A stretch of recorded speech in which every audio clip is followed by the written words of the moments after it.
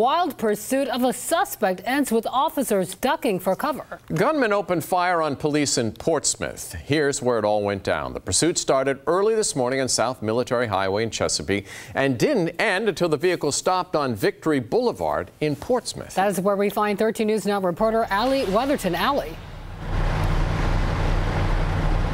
Well, David and Regina, this all happened this morning after the man didn't stop for a traffic violation. Now, I want you to take a look. You can see through this chain link fence that car that the suspect was driving in is actually being towed right away. Now, people are still on the scene gathering evidence, but people who live in this area say they're scared because that suspect is still on the loose. That was way too close. That was the first thing that came out of Joy Lineberry's mouth early this morning. Come straight up out of bed, I heard the shots and just woke right up. A police chase ended in her neighborhood with gunshots. Looked out the window and I seen the blue lights. So I was like, oh no. And then of course I was running from window to window to see what was going on. Around 4:30 this morning, Chesapeake police attempted to stop a Ford Mustang for a traffic violation. That's when the suspect took off. He ended here in Portsmouth at the Victory Mobile Home Park. Police say that's when the suspect got out of the car and shot at officers and ran. Bullet holes fill the windshield of this police cruiser. It is crazy. It's unusual around here. Officers were not injured, and for hours, police attempted to track down the suspect, even bringing a police canine to the scene. So far, no luck. Want them to find whoever did it. That's the main thing. Now taking over this Now, state police are now taking over this investigation. I'm told it could take weeks to complete, and then we'll head over to the Portsmouth Commonwealth Attorney's Office. Live in Portsmouth, Allie Weatherton, 13 News Now.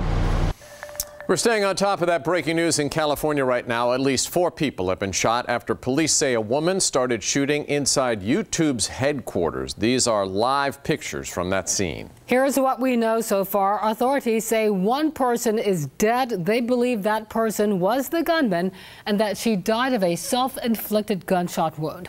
Hospital officials say one of the 4 people injured in the shooting is in critical condition. There are no other fatalities reported at this time.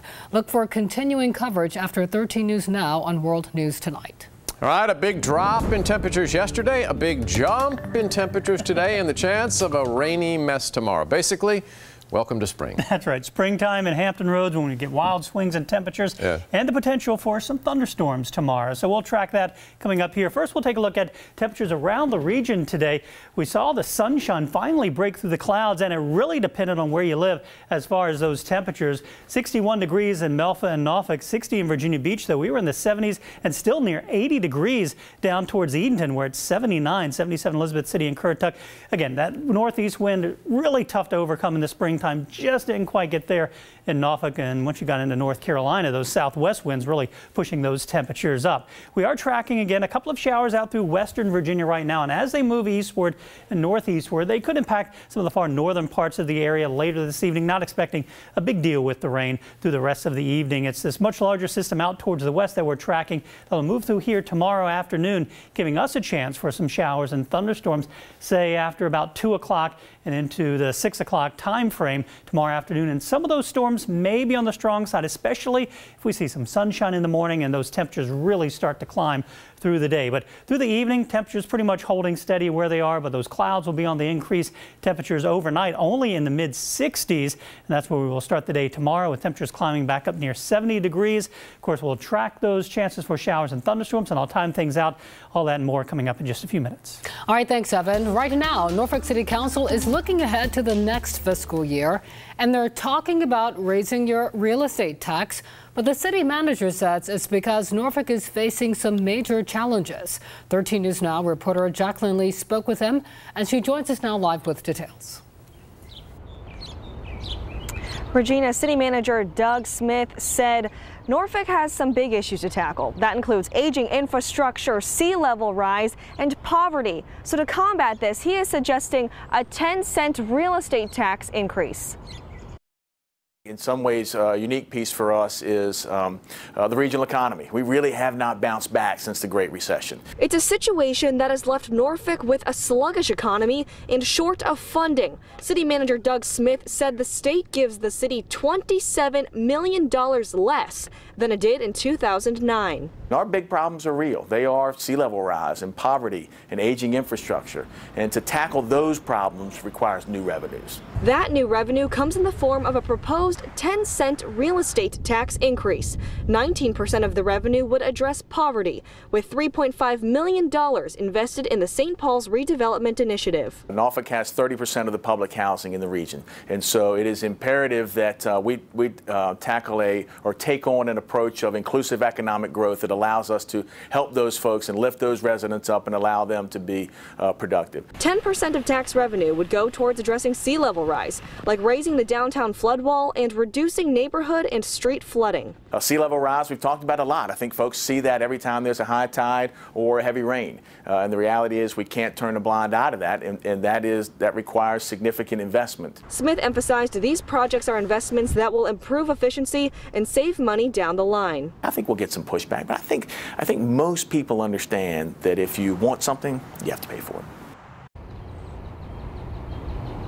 And a large chunk of the budget does go towards school funding as well as aging infrastructure. City Council will vote on the budget May 22nd. Jacqueline Lee, 13 News Now.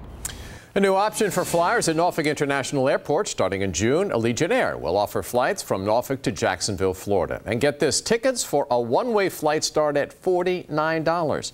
We're told the flights are Thursdays and Sundays. The airport and airline believe this route will make a large impact on the military community, helping to connect Naval Station Norfolk with Naval Air Station Jackson and Naval Station Mayport.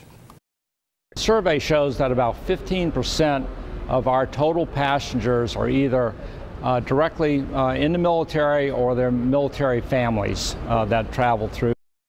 If successful, we're told the airline may extend the now seasonal route. Over the past few years, Allegiant faced scrutiny from the FAA for things from maintenance to procedures, but the FAA says the airline took action to mitigate the problems.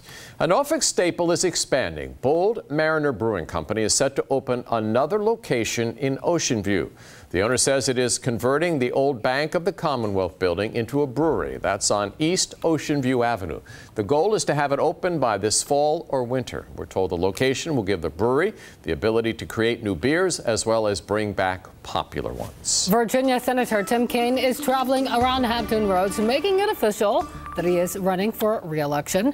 The former governor and Hillary Clinton's 2016 running mate began the day meeting with military veterans and spouses in Virginia Beach. Every day I get to serve Virginians, and my passion is a Virginia that works for all. So the pillars of my campaign are jobs for all, health care for all, education for all, security for all, equality for all. Those are the pillars. But the Republican National Committee has a different view. Spokesman Gary Shipley says Kaine is out of touch with the vast majority of Virginia citizens. Voters will have to wait 7 months before they get their say at the ballot booth.